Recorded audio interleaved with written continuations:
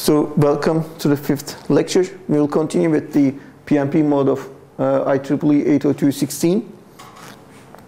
Remember, in the previous lecture we talked about different levels of the standard, different types of the standard, and at which frequencies these are working, what are the expected data rates for different versions of 802.16, like 802.16 ADM, whatever. Sorry. And also, the last slide, remember, was about Vibro in South Korea. So we continue from there, now focusing on the PMP mode. So first of all, in the PMP mode, there's the concept of the service flow. It's a transport service that provides the transmission of the MAC packet data units between two nodes. So each service flow has a 32-bit identifier called the service flow identifier, and a subscriber station has several service flows at the same time. And the important thing here is each one of these service flows has different service parameters. That's actually different levels of quality of service. And the service flow typically defines various characteristics regarding the supported traffic, like the specification of the quality of service, and source access used for the traffic, choice of the MAC SDU, MAC PDU, and choice of ARQ and similar. Now, related to these service flows, in WiMAX we also have the scheduling services. Each service flow has an associated scheduling service. That means, how am I going to schedule the packets of that service flow? And the scheduling service typically defines the quality of service parameters for that for the traffic running in that service flow. In WiMAX there are 5 different scheduling services. There was in the original 4, then one was added. The extended real-time polling service was added later on, but now at the moment it's 5. So the top most priority is for UGS. That's the unsolicited granted service. UGS is typically meant for the following reason. Remember, WiMAX was initially introduced as an alternative to the XDSL services. And at home or in office, you would like to have some guaranteed service that will always provide you some given data rate. That's what we used to know in the cable networks as lease line. Because if you have a lease line, you're given a guaranteed service, whether you use it or not. UGS is actually doing this for the wireless case. It's reserving you some bandwidth so that whether you use it or not, you have it there. This is something uncommon in the wireless technologies, actually. But as I said, the concept was replacing the XDSL services with some wireless alternatives, so you had to provide something like that. The second one is the extended real-time polling service. In this case, it's not exactly like UGS, but the problem with UGS is UGS typically is done with SLAs, service level agreements. SLA is just actually a real agreement written on paper, and the service provider guarantees that much bandwidth to you. Now, in the case of UGS, the problem is now, actually, most of the time, people are not using that bandwidth. And it's pretty costly to reserve so much bandwidth for something that's rarely used. So in the case of ERTPS, when it's not used, some of the opportunities are actually stolen by the other services. So that if you're not using it, someone else uses it. But then when you need it immediately in the next frame, all those slots are given to you. Okay? So this is like, if you're not using it, let the others use it, but when you need it, immediately it jumps to something similar to UGS. There's a slight delay there, but it's very short. Okay? For most practical purposes, for real-time flows, that's typically something tolerable, except for the, of course, hard real-time applications. Real-time polling service is something similar but has lower priority. NRTP is for non-real-time polling services, and best effort, as always, the name best is misleading there, but actually it's the worst. The best effort service is actually doing its best. That's why it's called best effort, but actually it's the worst or the lowest priority, let me say. So UGS is typically meant for constant bitrate traffic, typically what you get out of a camera without any compression. Okay, so you're always given a constant bandwidth. It's similar to T1, E1 services. Bandwidth allocation is fixed, and the base station always allocates sufficient number of physical slots for the transmission of that traffic.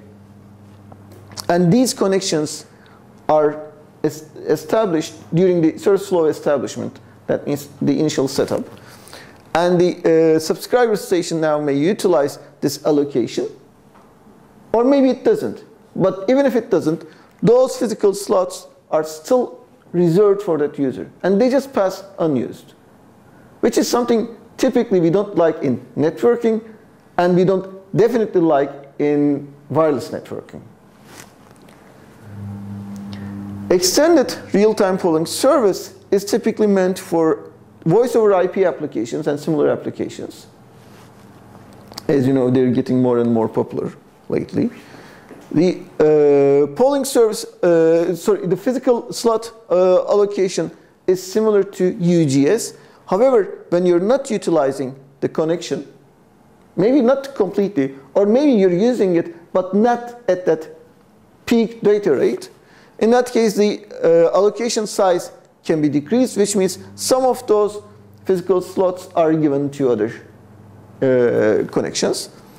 And when the subscriber station again increases its offered load to the network, in that case, those physical slots are taken back from the connections they were given to and given back to this service flow immediately. And it's very fast in acquiring them back. RTPS is typically meant for variable bit rate and other real-time applications that require a little bit less than typically compared to the voice over IP applications. The base station periodically allocates the dedicated physical slots in the uplink for each real-time polling service. And these physical slots are used by the subscriber station for bandwidth request messages. What does that mean? You're dedicated some physical slots, but not for your data transmission. Those slots are reserved for your bandwidth request messages.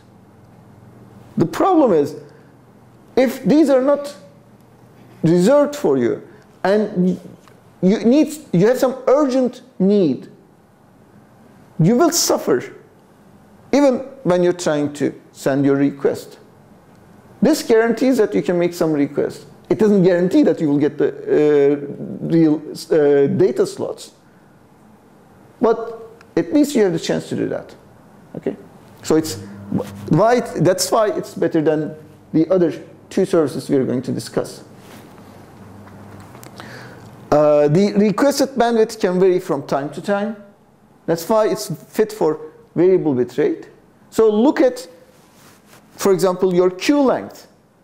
If the queue length increases, using those dedicated physical slots, make your request, you will get them, hopefully, in the next frame.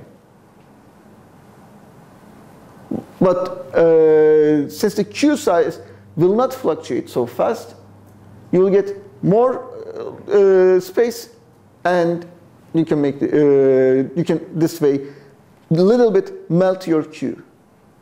Okay.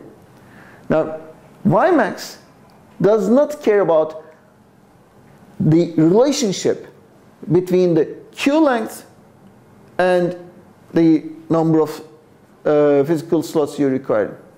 It's your problem. The standard does not mention that. It just says, this is how you make your requests. You send your request this way, and I'm going to make my mind, I'm going to make my decision somehow. It's again none of your concern.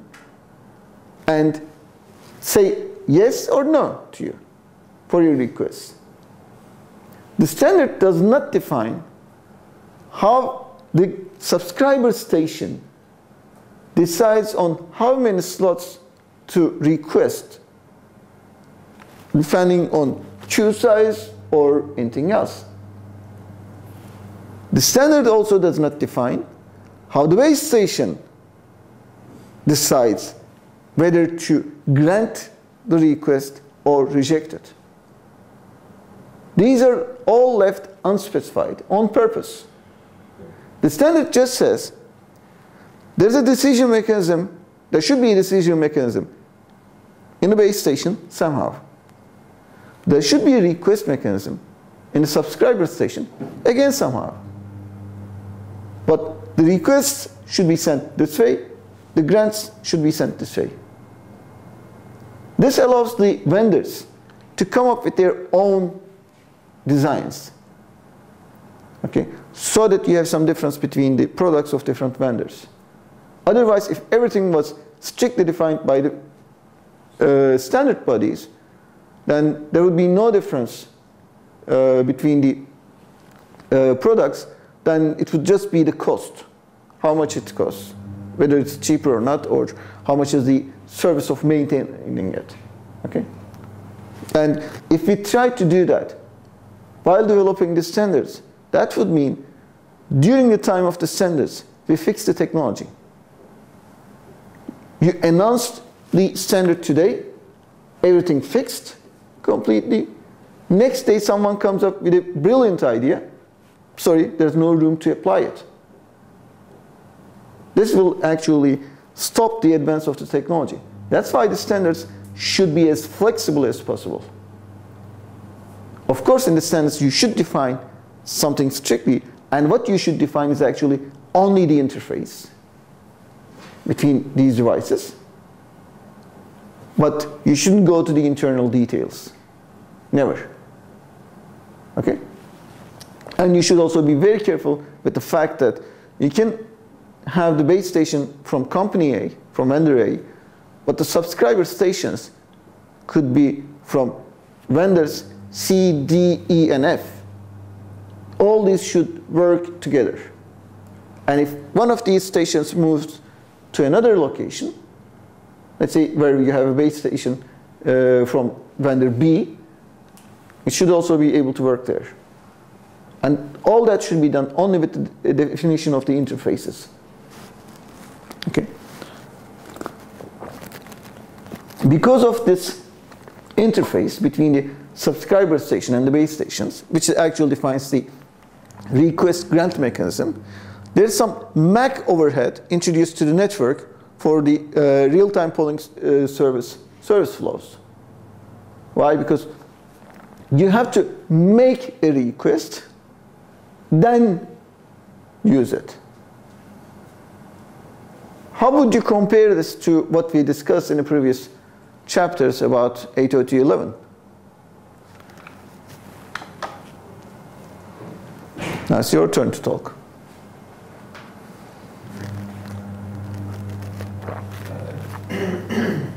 There was also a delay in overhead, as I remember. In 802.11? You mean? 802.11? You mean there was a delay in 802.11? Ethernet. No, I'm not talking about Ethernet. I'm talking about Wi-Fi. Wi-Fi. Compare Wi-Fi against WiMAX in this sense. There is only the SIFS mechanism. this mechanism in the Wi-Fi. So. Okay, in Wi-Fi we had CIFS and DIFs. Did we have the grant request mechanism there? Okay. So which one would you say is better? Well, better. Maybe a little subject, but I don't know. Maybe this is better for this kind of application, for wider use. You're right. This is better for applications where you need some quality of service. This requires some quality of service. This requires more quality of service. And this one requires most quality of service. If you have enough money and you don't care about utilization, all you care about is whenever I need to transmit, I should have the slot so that I can send my frame during that slot. If that's your concern, UGS is of course better. But UGS is terrible in terms of utilization. Unless, of course, you have some application really operating in almost constant bit rate and 7 by 24. In that case, UGS is fine.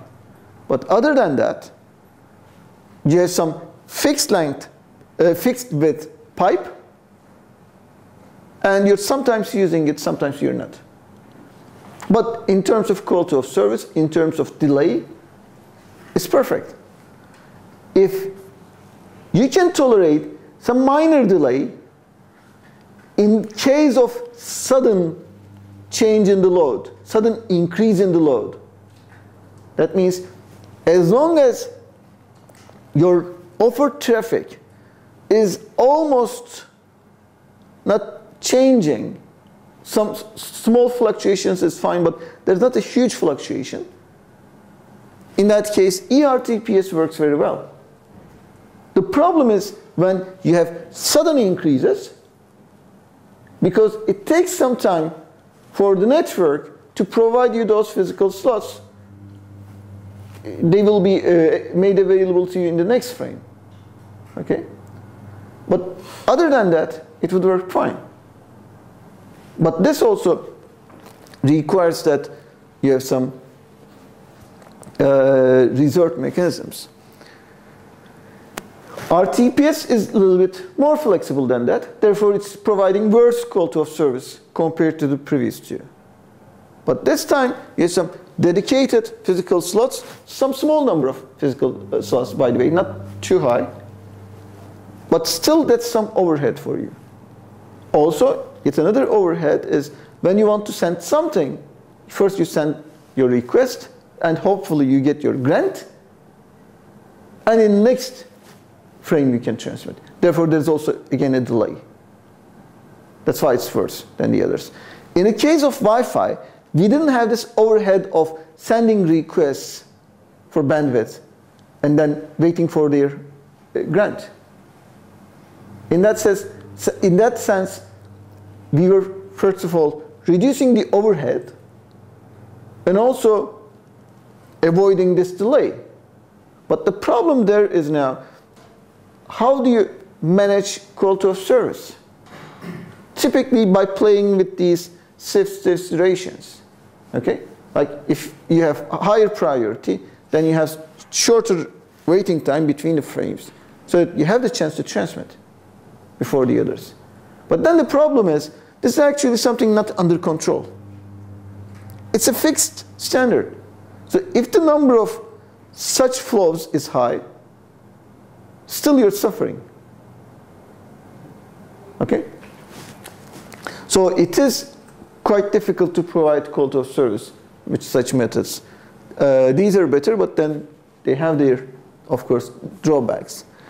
Non-real-time polling services, is typically, as the name implies, for non-real-time applications.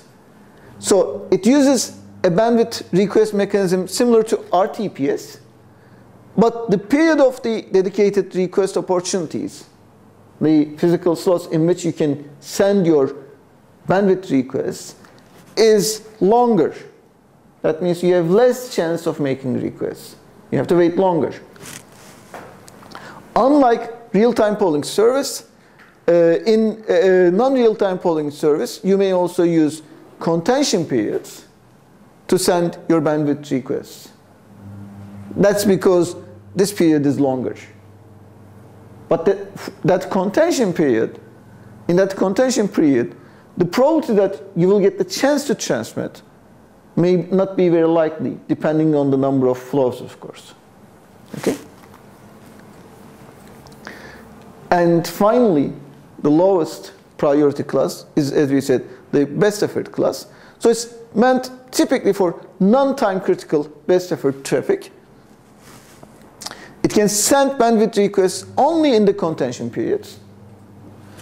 And the base station never allocates dedicated slots for bandwidth for these best effort service flows. But that means now that in all of these service flows, we have some make request and then wait for grant mechanism. So there's always this overhead. Okay. So if we look at all these polling services in terms of quality of service parameters, the maximum sustained traffic rate is provided in all of them except for the best effort. If you look at maximum latency, UGS, ERTPS, and RTPS are better. For tolerated jitter, only UGS is fine. That is because it has reserved constant bandwidth for itself. So in case of sudden fluctuations in the load, you will not suffer from jitter. But in the others, you always have to make a request and then wait. So in all of them, you have some delay introduced. If you look at the request transmission policy in all of them, you have to make a request, then you will get a grant. They all work with the request grant mechanism. If you look at the minimum reserved traffic rate, all of them, you have it. And if you look at traffic priority, only in RTPS and best effort, you have some traffic priority concept. Now, if you look at the connections, you have in WiMAX, you have unidirectional transmission between base station and subscriber station, defined by the connection. So if you want it in the other direction, you have to set it up explicitly. All active service flows are associated with a connection. And for every connection, you have an associated service flow. And the connection can be unicast, multicast, or broadcast. And the connections are typically identified by their connection identifiers. And during the operation of the network, connections can be altered, terminated, or you can set up new connections. Actually, when you switch on your subscriber station, it will first set up some connections. We will be discussing them in the following slides. Typically, for example, your UGS connection will also be set up. And maybe some other connections, if you have them. There are also some management connections that should be set up. But during the operation, when you need them, new connections may be set up. But to transmit something, first you have to start a connection. Don't forget, WiMAX is a connection-oriented protocol. And it's been shown that if the number of connections increases, then the MAC layer efficiency actually decreases. When you're doing the initialization, the subscriber station establishes connections with the base station in 3 pairs of management connections. And these management connections are typically used for transmitting management messages back and forth. These 3 management connections are the basic management connections, the primary management connections, and the secondary management connections. The basic management connections are used for the most important and the time-critical management messages, typically, for example, for grant messages. The primary management connections are used for more delay-tolerant management messages. And finally, the secondary management connections are used only in the managed subscriber stations, like DHCP and other stuff. So if you look at these, for example, for the broadcast, we'll see the also the packet the frame structure.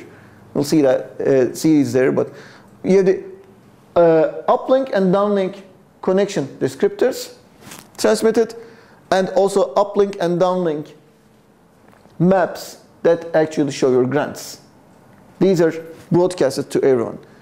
Individually, you have the basic management connections, like ranging. That is used to actually detect your serving base station, to analyze the channel between the base station and the subscriber station, to decide what type of bursts you use.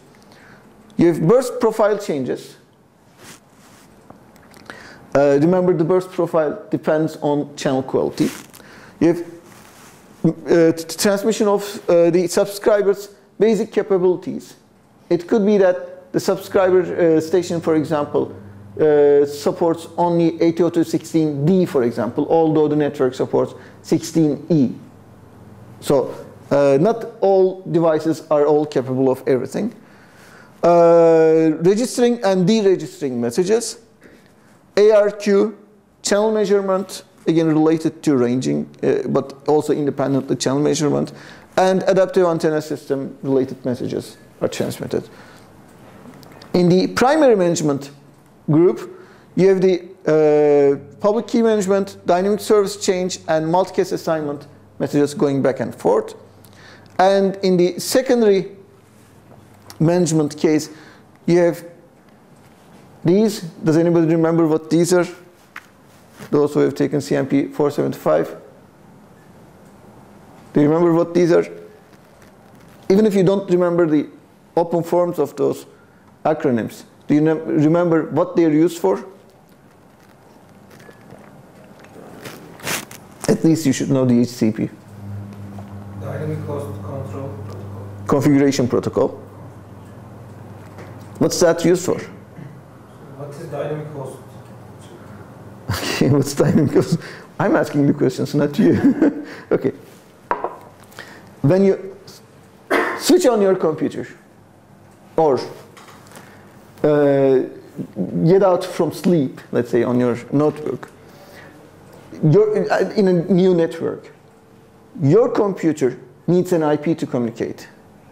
So what it does is it sends a broadcast message to the network saying, this is my MAC address. The MAC address on its Wi-Fi or Ethernet, which port ever it's using. This is my MAC address. What should be my IP number? Now in that case, you have two options. First of all, this is a broadcast message, so everyone in the network hears it. But unless you have a DHCP server set up on your computer will not respond to that. There's typically one computer in the network that serves this. Okay? In each local area network, if you support DHCP, you should have a DHCP server.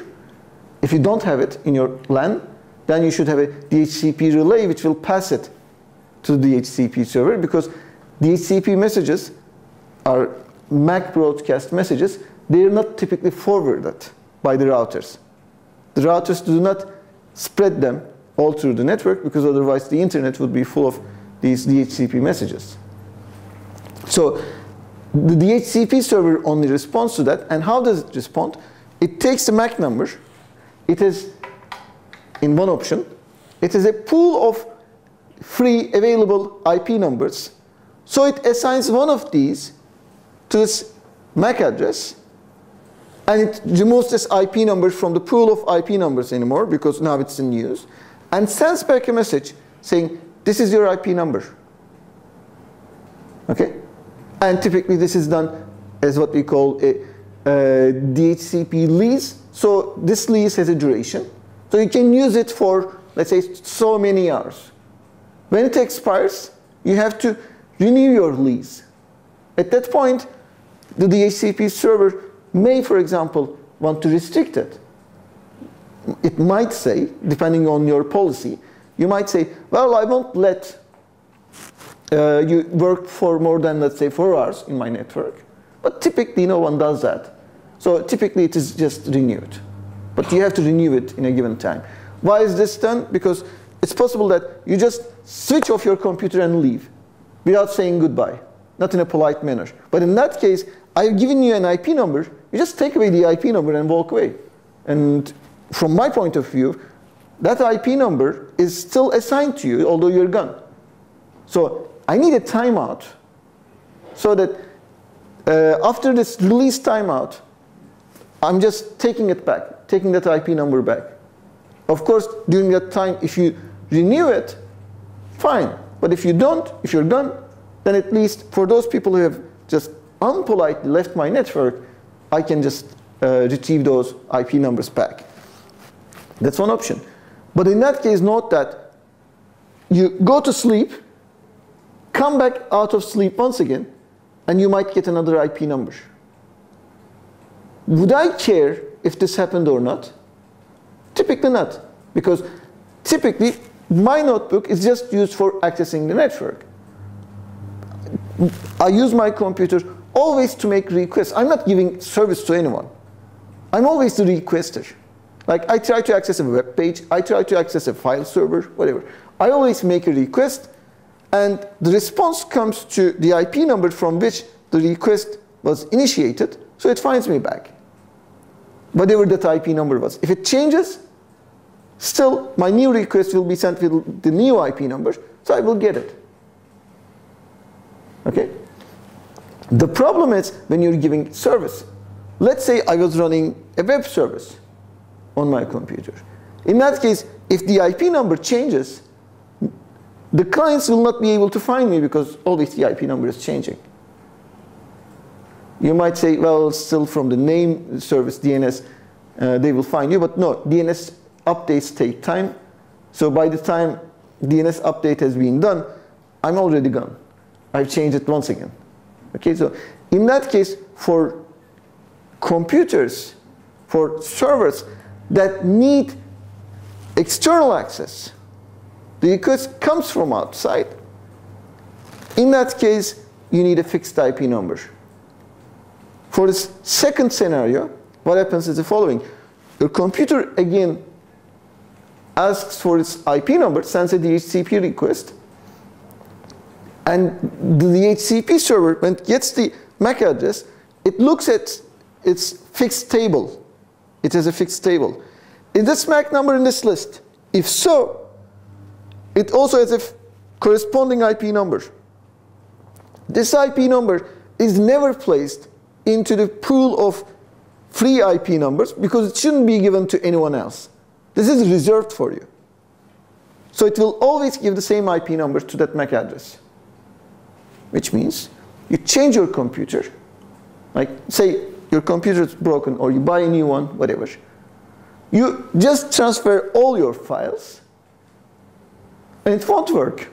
Everything else will work, but no one will be able to find you because your MAC address has changed and you didn't tell our network administrator about that.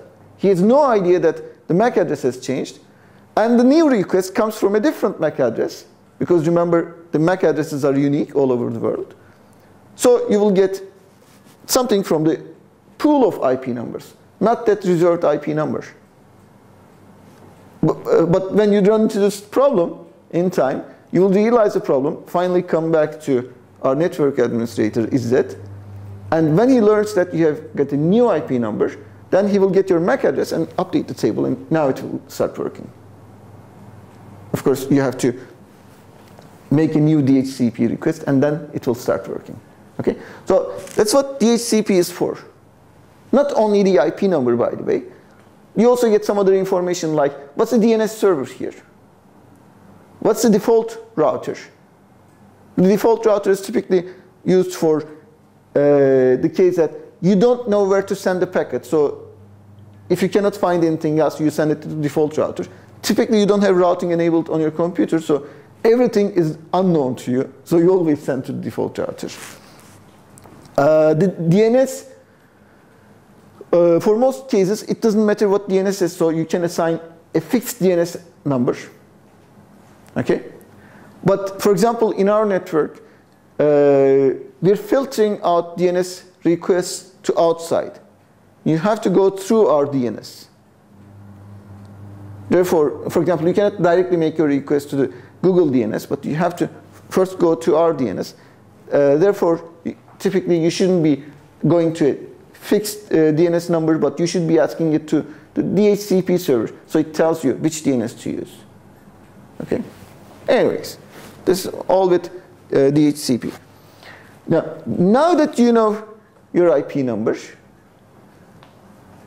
what if you don't have your operating system installed? It is possible that you have some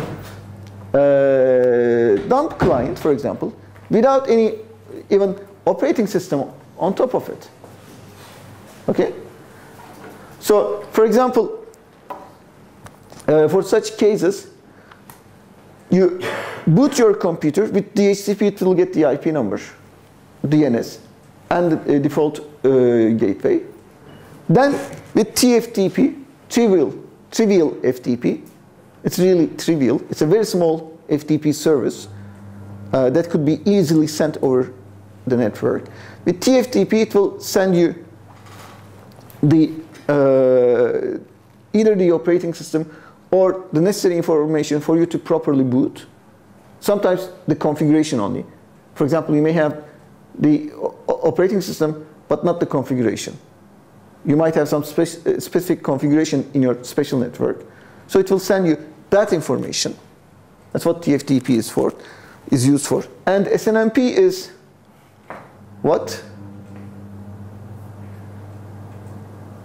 Since Kübra was late, she can answer it. What does SNMP stand for? SNMP stands for Simple Network Management Protocol. Like, this is something typically you don't use it yourself. SNMP is typically used by the network administrators. But you have many routers, switches, modems, whatever, all these. And whenever there's a problem, you don't want to walk to that device and play around with it. Unless, of course, there's some physical connection requirement. In that case, yes, you have to go there. But for other things, let's say you want to prevent transmission over a link. And let's say this thing was on top of a pole. You don't want to climb there, remove a connector, then go down, change something, and now you want to enable it once again. You go up there and fix it. Or maybe not disconnect, but you go up there and press the buttons on the device to enable disable things. You don't want to do that. You just want to, for example, do a reset. You don't want to go there and do power on and off. Okay? SNMP makes use of MIPS, Management Information Bases. Each SNMP-enabled device stores information about all interfaces, whatever on it. And these are standard definitions stored in the management information bases. This is like a small database, but standardized in manner.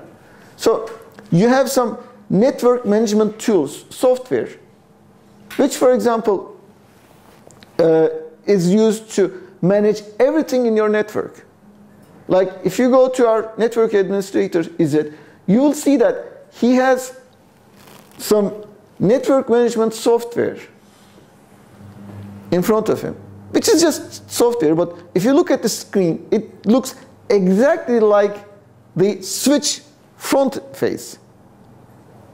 And from there, by just clicking things, he can turn things on and off or configure them, like define a filter for a specific port.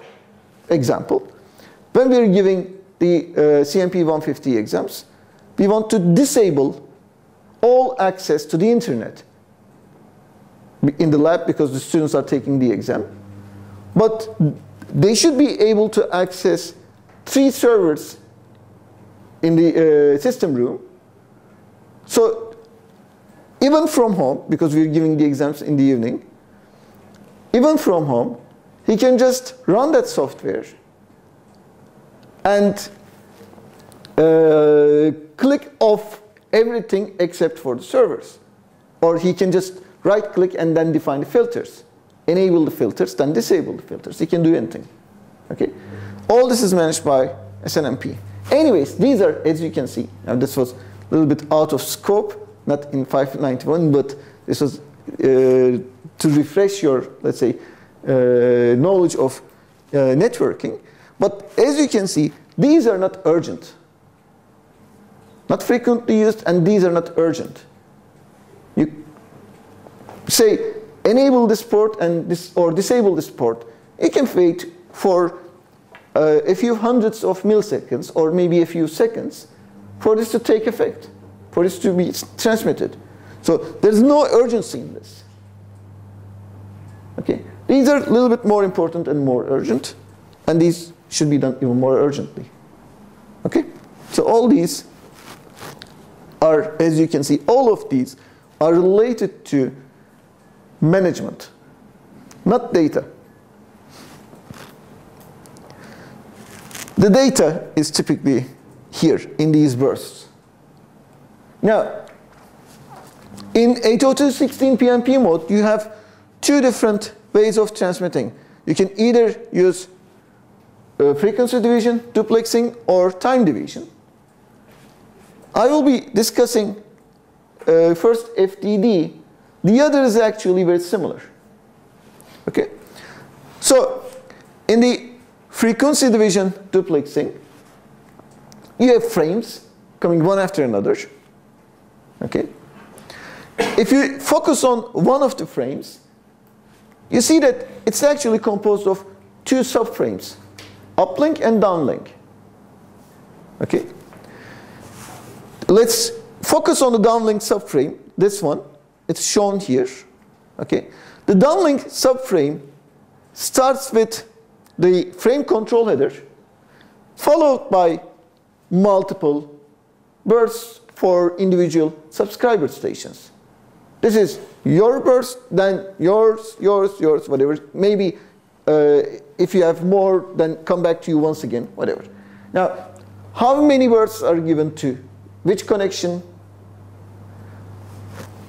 And which one is for which connection, the order of them, whatever. All these are done by the base station. And as I mentioned, the standard does not deal with this. That is resource management. It's something that the vendor decides. But the standard defines how these things are done, as you will see. Yes? What is the maximum number of bursts? You can go up to 255, but you cannot. Typically, the network will start suffering. Is there a limitation? Yes, there is a limitation because the frames are fixed size. So you have to fit there. But if the number of subscribers is high, so that it doesn't fit in a frame, then you will be allocated some space in the next frame. These frames are typically very short, in several tens of milliseconds. So if you cannot get a chance in this frame, you will get one in the next subframe. But since you get a chance in the next subframe, but not in this one, I remember how much transmission opportunity I gave to you. So that's how I manage your quality of service. Okay? So you will not get one probably in the following one again, whatever. But the base station does not say no to any subscriber. It may reject. The standard does not care about that. The standard says, if you decide to let a subscriber station to transmit, that is how you mention it. As you will see, for example, in the downlink, uplink maps, you're going to say, okay, you transmit at this, you transmit in this first, you transmit in this one, whatever. It tells, the standard tells how you communicate this grant information. The standard does not mention how you make that decision.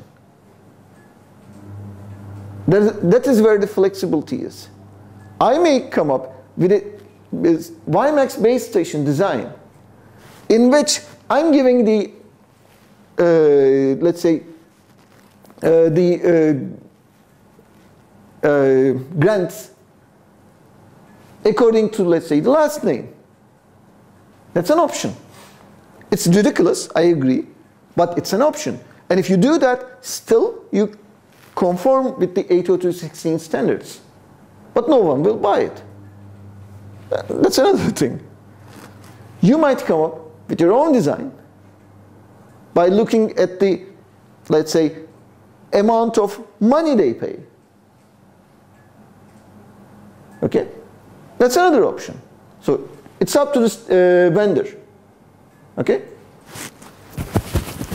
So in the frame control header, you have some management stuff, let's say. We'll come to what that is. Followed by the bursts. The data goes in the bursts. Now these bursts could be uplink or downlink, depending on whether this is a downlink subframe or an uplink subframe. Okay? We'll talk about the uplink subframe later. Now what do you have in this control header? What you have is actually the downlink and the uplink maps, which actually define which subscriber station is allowed to transmit or maybe receive, depending on uplink or downlink, during that specific burst time. And remember, in each burst, that was one of the good sides of WiMAX. In each burst, for example, you're allowed to use different coding schemes or coding rates, different encodings, let me say, in general. Therefore, you have to define which coding scheme should be used in which burst. Okay?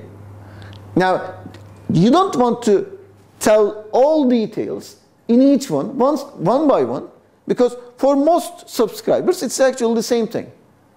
Like, let's say, COM16, why do I define all parameters of COM16 to you and to you and to you and to you over and over? Instead of that, we say, well, for COM16, let's say 3/4, whatever, for this type of encoding, that means number 1. This type means number 2. This is number 3, whatever. Now, DCD and UCD, uplink and downlink channel descriptors, are actually defining such information. They're saying this descriptor number means actually such a channel. This one means something like that. So the downlink and the uplink maps are actually using those shorthands. Okay. All these are transmitted in the frame control header. Everyone knows which burst belongs to itself and what type of coding scheme and other transmission parameters it should use in sending or receiving from the frame control header. Yes? Where is this frequency division uplexing taking place in this structure? This is for only one of the frequencies. For the other frequency, you repeat the same stuff. And the rest goes this way. Now, that was for the downlink. For the case of uplink, here you have the contention. Okay?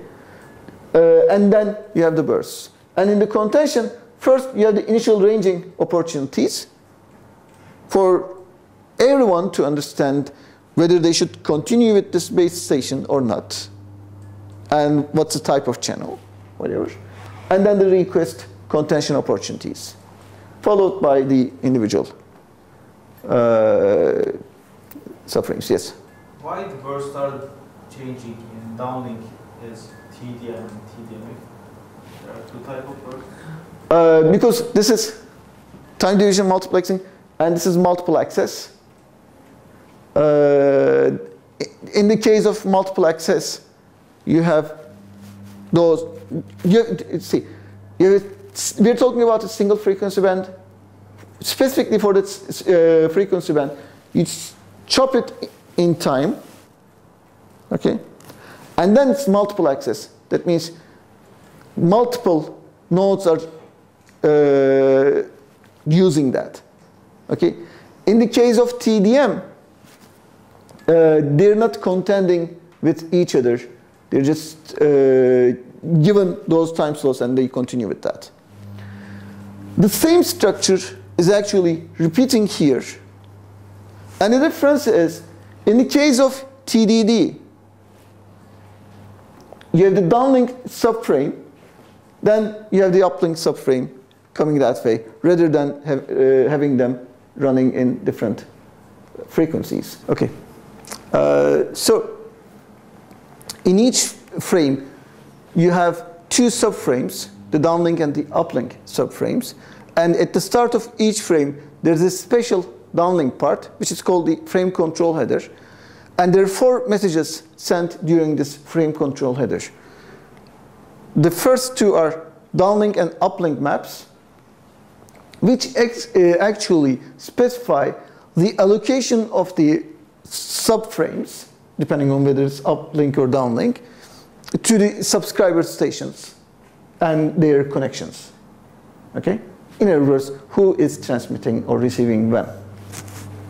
These map messages include the burst profiles used for each connection and the duration of each connection's allocation.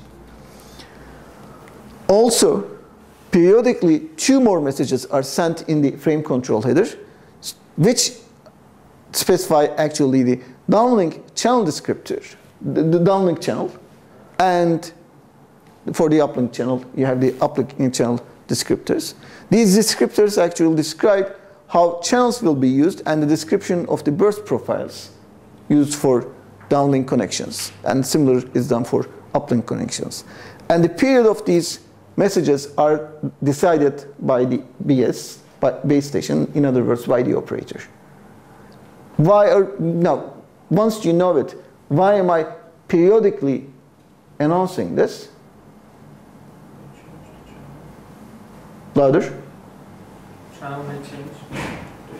No. See, these are actually the indices that are used in the maps. So 1 always means this type of burst profile. 2 always means this type of burst profile. Why do I periodically, why do I periodically announce this? For new users, maybe? New subscribers? Yes, for new subscriber stations that just enter this cell. Maybe due to mobility or the change of a channel, like the neighbor base station may be down, or there are methods like cell breathing, like one of the base stations may decrease its transmission power on purpose to reduce the size of the cell, and the other one may increase it. The first one is called breathing out, and the other one is called breathing in. So one gets larger and the other one gets smaller. Okay? Or for other purposes. Okay? Like your subscriber station might be switched off, now you switch it on. Okay? So newcomers should understand it. That's why it's periodically broadcasted. If you don't, or if you increase this period too much, it will take some time for a new device after power on to enter the network. If you make it too short, then that means more overhead. You should adjust it as you wish. Sorry, we already discussed this. So the physical slot allocation for the broadcast connections form a contention-based part in the uplink subframe.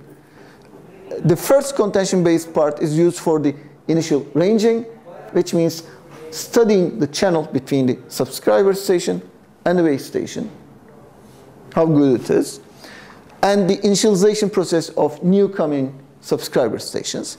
And the others are used by the subscriber stations for the non-real-time polling service and the best effort connections. Okay?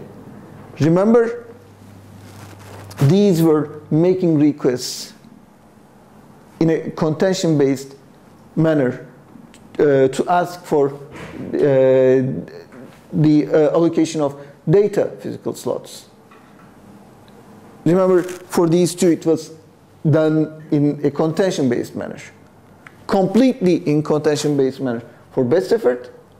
And for the case of NRTPS, there were some dedicated physical slots, but these were very infrequent. Meanwhile, it was also coping with the best effort traffic in the contention durations. Okay? So that's why NRTPS was more lucky compared to best effort, because it already had some reserved slots. In addition, it was doing contention, and this was doing only contention. So the size of these contention periods may affect the overall performance of the uplink subframe. In other words, if you don't configure these parameters well, then that WiMAX cell will not perform good. Okay?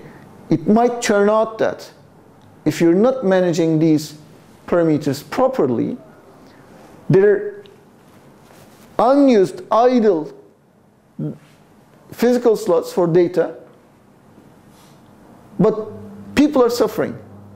People are dying for bandwidth, and there are some unused physical slots. Why? Because you have reduced these contention slots so much that there are many subscriber stations contending for these for the contention period, which is very narrow. Why? Because our operator said, well, this is overhead, let me reduce the overhead as much as possible.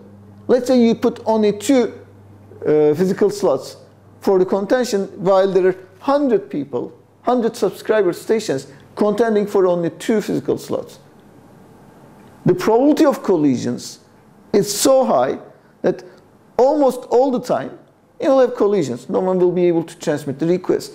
Well, if you cannot send the base station the request, the base station will not give you any grants. So what happens? The data slots will go unused. They will go idle. It's not because there was no request. There were many requests. If you make this contention period too large, in that case, it will be very easy to get a physical slot to send your request. But since the number of physical slots has increased so much, then there is not much room for real data transmission. So what is the optimal size of the contention period, or number of physical slots for contention? This is a difficult problem, but this is actually an optimization problem. We know how to solve it. The problem here is actually in the fact that the offered load is variable. It depends.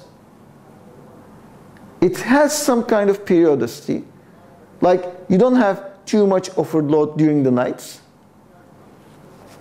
or the load during the weekend and the weekdays might be different. The load during lunchtime and work time might be different. But if you study well, you can adjust this.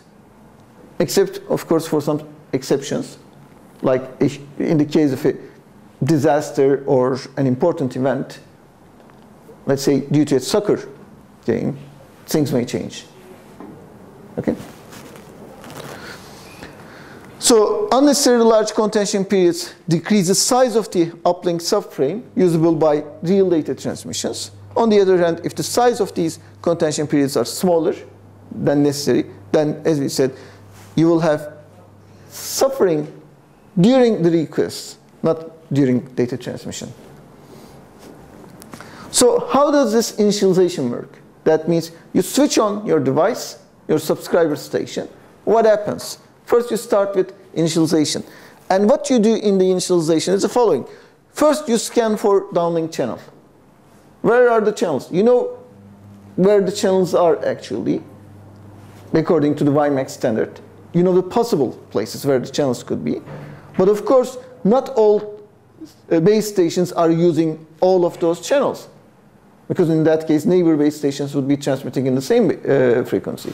So you just search for the downlink channels. It will take some time. Once you capture the pilot signal from the base station, announcing its ID and other channel parameters, you try to obtain the transmit parameters from the pilot signal, and then you perform ranging.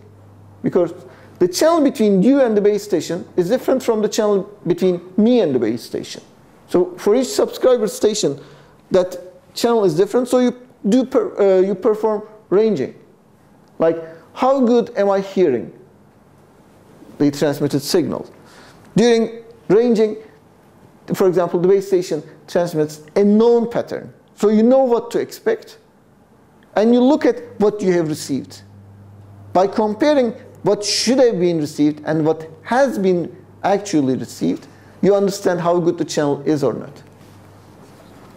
You negotiate basic capabilities. As I said, for example, the base station might say, I provide mobility, and you say, I don't have wheels, I'm not mobile. Or I don't have this thing enabled. Or my operator does not allow me to use these features because I'm not a platinum customer, whatever. So you negotiate the basic capabilities. Now, all this is, now the first part is mostly related to physical channel. Once we know the physical channel, these are other additional capabilities. And then, is it you, really? Like, what if I claim that I'm actually Cemheran, so that I do all the transmissions, but he pays for me at the end of the month? So you have to authorize the subscriber station, is authenticate and authorize, actually. And also do key exchange so that the transmission is properly encoded.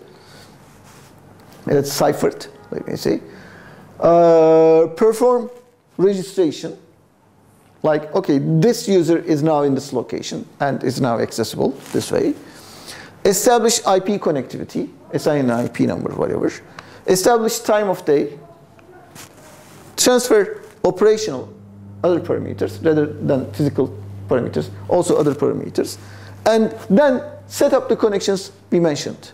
Remember those primary, secondary, and basic management connections? All those, plus if you have UGS, SLAs, UGS channels, connections, plus if you have some fixed connections other than UGS, also all those connections are typically established there. So let's look at these in more detail now. First, remember the first step was scanning the downlink channel. So how do you scan the downlink channel? As I said, there are a set of channels that could be used in WiMAX. But your operator is typically not using all of them. Why? Because your equipment, the device you're using, is a WiMAX certified device. So the vendor of that device has enabled all possible WiMAX channels, but not all of them are available in your country. One. Among those that are available in your country, if there are multiple WiMAX operators, during the bid for the frequency bands, your operator got just a portion of it. The rest of the spectrum is reserved for other WiMAX operators. Although they are WiMAX channels, your operator may not be transmitting in them. But your device is not specifically looking at those. So there are many channels to look at. You first have to find the channel. So repeat doing this until you find a sync or a pilot channel from the base station. How do you identify a pilot channel? It has a specific signature saying this is a synced message. So once you understand, okay, this is a sync message. From whom? From which base station? From this base station. Base station of which operator? If it's not my operator, I don't want to connect that, because I don't have a deal with that or maybe if I'm roaming, if there's a roaming agreement with my subscriber, it's fine, but if not, then you don't have it. It is used upon initialization, which means you switch on your device, or also because you have lost signal during operation. When you lose the connection completely between the base station, you come to ranging once again, initialization, and you repeat this over and over. So this is physical layer synchronization between base station and the subscriber station. Following this, you obtain the transmit parameters. Like you obtain the downlink parameters in the downlink map, obtain uplink parameters in the uplink map, and you see here you should also have DCD. Sorry, forgot that. Downlink channel descriptor and the uplink channel descriptors and the maps. Upon initialization, and if the downlink map is not received for a given period of time, you look at these transmit parameters again, and this is now the MAC layer synchronization. We have done physical layer synchronization followed by MAC layer synchronization. Now that I'm synchronized in the MAC layer, you do ranging. It is contention based, so subscriber station sends a ranging request to the base station, and it starts with the initial power level. Okay, if the base station can get the request, then it will respond with the ranging response. If you don't get the ranging response in a given time, then you increase the power level and retransmit your request. If not, increase more and more and more. So in other words, you start with the lowest power level and you try to increase until it's sufficient. You don't want to transmit at a higher power. Okay? And basic and primary management connections are also set up. You negotiate the basic capabilities between the basic capabilities of the subscriber station using the basic capabilities request and response messages. Then you do authentication and authorization of the subscriber station and also do the initial key exchange. Then you register with the network if, of course, the user is allowed to enter the network. For example, in the case of a disaster, you may prevent this if you wish. And now you do the secondary management connection setup. And when the registration is done with the registration request and response messages, as you see, actually, things are somewhat similar to each other. Then you establish IP connectivity, as we discussed with DHCP, and establish the time of day. This is typically used for timestamping the logged events, like especially for the case of SLAs.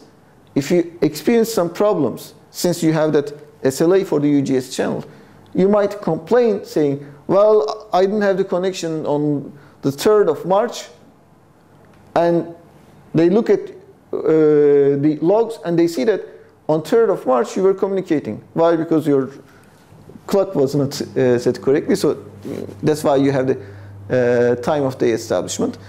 And this need not be authenticated. This is a simple process and need not be so accurate.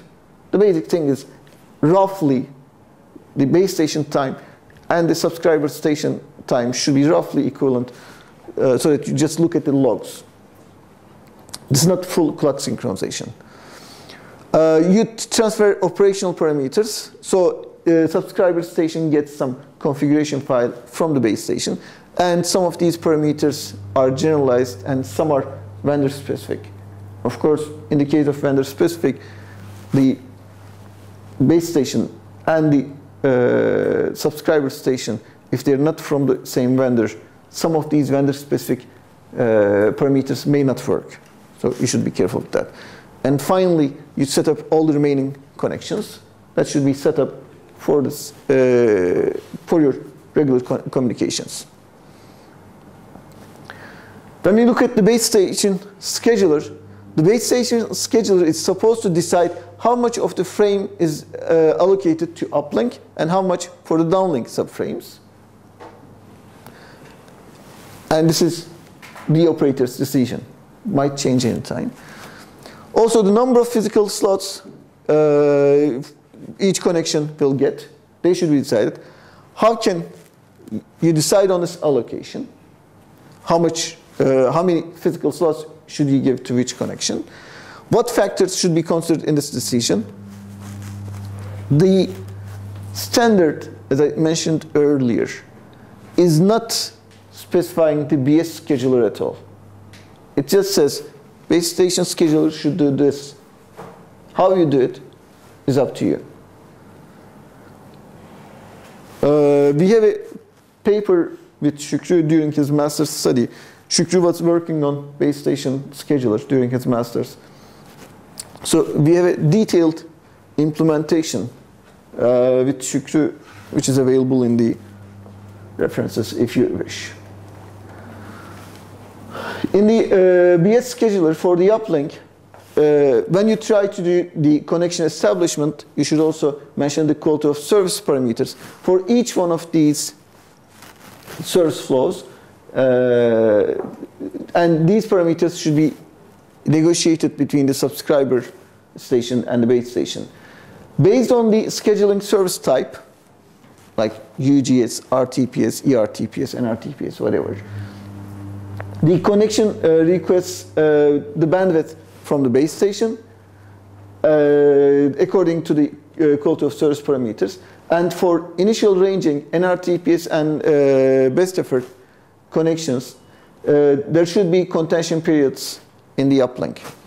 For the downlink, similar to the uplink, you should have some negotiations because it's not only for your outgoing connections, but you also need quality of service for incoming connections. Remember, in WiMAX, the connections are unidirectional. So these are handled separately. And the requests are inside the base station. So no request grant mechanism is necessary and no contention periods for the case of downlink. So when you're designing your own base station schedulers, the decisions should take the scheduling service types into consideration. So connections with higher quality of service should be considered first, but you should also avoid starvation for lower quality of service levels. And UGS connections must be given what is negotiated. In other words, the first thing you should do is UGS connections. Then you look at the rest, because this is an SLA. If you have nothing left after you do the UGS connections, then that's it. Typically that shouldn't happen, but UGS connections are a must. You should do that. Now, of course, when you're signing the SLAs, you shouldn't leave it to the marketers. When you're signing an SLA, you should first look at your resources. Do I have a base station there? Can I reserve so much bandwidth to this user? And for that, actually, before signing the SLA, you should look at the channel quality between the subscriber station and the base station.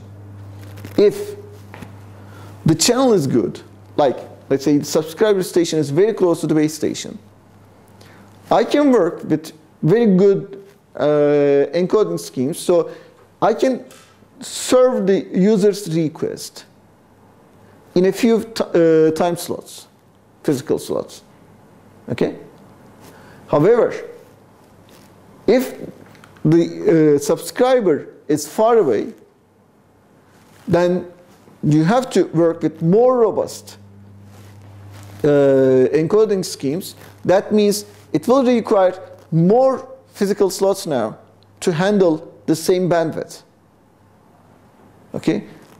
That means such a subscriber is actually more costly to you. But then you have to consider that you will need more resources dedicated for this purpose. Okay? And the scheduler should be fair among the subscriber stations. Now there's one thing you should pay attention to. Now, we talked about the service flows like UGS, ERTPS, RTPS, NRTPS, and best effort.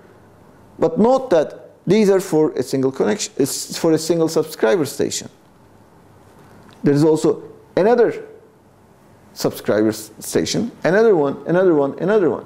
So you have quality of service differences between the service flows of the same subscriber,